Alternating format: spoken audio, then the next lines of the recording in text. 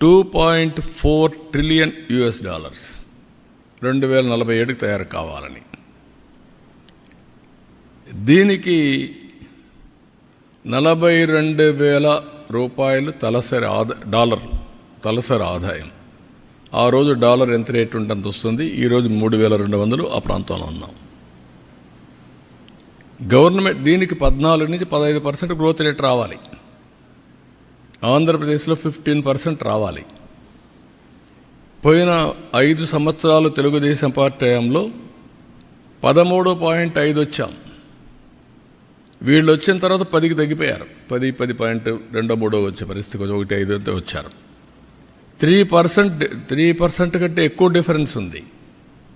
ఆ 3% ఎంత వేరియేషన్ వస్తుందో CAGR మీకు ఎక్స్ప్లెయిన్ చేశాను నేను. కన్సిస్టెంట్గా 15% పెరిగితే డబల్ ది గ్రోత్ రేట్, అంటే రెండింతలు గ్రోత్ కానీ పెరగగలిగితే 4.5 రెట్లు పర్ క్యాపిటల్ ఇన్కమ్ పెరుగుతుంది. మామూలు వచ్చేదానికంటే GSTP పెరుగుతుంది. ఇది చాలామందికి ఇప్పుడు అర్థం కాదు, కానీ ఫీల్ గుడ్ ఫ్యాక్టర్ ఉంటుంది.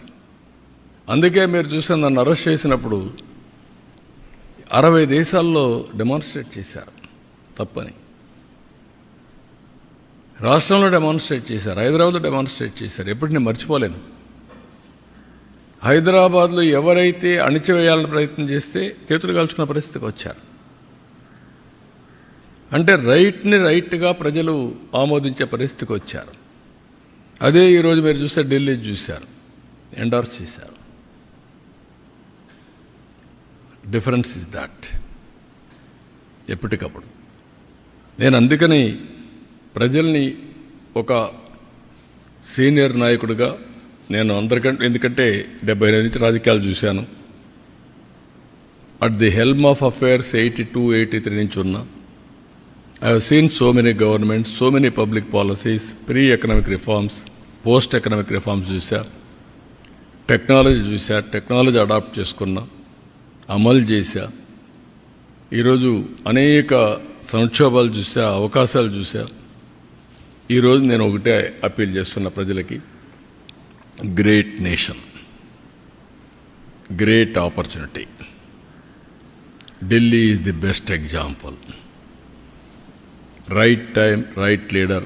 నేను ఏదైతే ఇంతవరకు కూడా చెప్పానో అది నరేంద్ర మోడీ. అందరంగానే అన్డివైడెడ్ అటెన్షన్తో ముందుకు పోతే India will become number 1 or 2 by 2047. ప్రపంచంలో Indians will be number 1. There is no second thought. That is the leadership we are having. అందులో నా స్వార్థం ఏంటంటే, అటు కేంద్రం ఇటు రాష్ట్రంలో డబుల్ ఇంజన్ సర్కార్, 2 ప్రభుత్వాలు ఉంటే గ్రోత్ కూడా డబుల్ డిజిట్ గ్రోత్ ఉంటుంది. ఢిల్లీలో నేను చూశాను ప్రాక్టికల్గా. ఆయుష్మాన్ భారత్కి వచ్చే డబ్బులు ఉపయోగించుకోవాలా, సెంట్రల్ గవర్నమెంట్ స్కీమ్స్ ఉపయోగించుకోవాలి. ఉపయోగించుకుంటే కేంద్రానికి క్రెడిట్ వస్తుందని ఉపయోగించుకోకుండా చేసి ప్రజలకు అన్యాయం చేసే పరిస్థితికి వచ్చారు. అదే ఎగో ప్రాబ్లం అంటాం. అలాంటివి ఇది చేసినప్పుడు సమస్య వస్తుంది. అందుకే నేను ఆలోచించేది, నరేంద్ర మోడీ గారు ప్రపంచంలో భారతీయులు నెంబర్ 1 చేస్తే నేను తెలుగు జాతిని ప్రపంచంలో నెంబర్ 1 చేయాలనుకుంటున్నా. అది నా స్వార్థం. హైయెస్ట్ పర్ క్యాపిటల్ ఇన్కమ్ ఇండియాలో ఇండియన్స్ వస్తే, మొత్తం ప్రపంచంలో మనం వస్తే హైయెస్ట్ పర్ క్యాపిటల్ తెలుగు వరకు ఉండాలని నా కోరిక. అందుకే 15% పెట్టుకున్నా. అప్పటికి అన్ని రాష్ట్రాలని అధిగమించాలి CAGRలో. నేను ఇది జరగాలంటే అన్డివైడెడ్గా ప్రజలు సపోర్ట్ చేయాలి. నేను ఫ్యాక్ట్స్ అండ్ ఫిగర్స్తో చెప్తున్నా. విమర్శించే వాళ్ళు ఎప్పుడూ విమర్శిస్తారు. నేను ఒకటే ఆలోచిస్తాను, ఏది మంచో దాన్ని అనుసరిస్తా, ఏది మంచో అది ఆచరిస్తా, అదే ప్రాక్టీస్ చేస్తా, అదే ఇంప్లిమెంట్ చేస్తా, అదే ఎగ్జిక్యూట్ చేస్తా. అదే రియల్ టైం గవర్నెన్స్, అదే పాజిటివ్ పబ్లిక్ పర్సెప్షన్, అదే ఈరోజు వాట్సాప్ గవర్నెన్స్. అదే ఈరోజు మీరు చూస్తే 14-19లో 13.5% గ్రోత్ వచ్చింది. ఇప్పుడు 15+ రావాలని నా ఆకాంక్ష.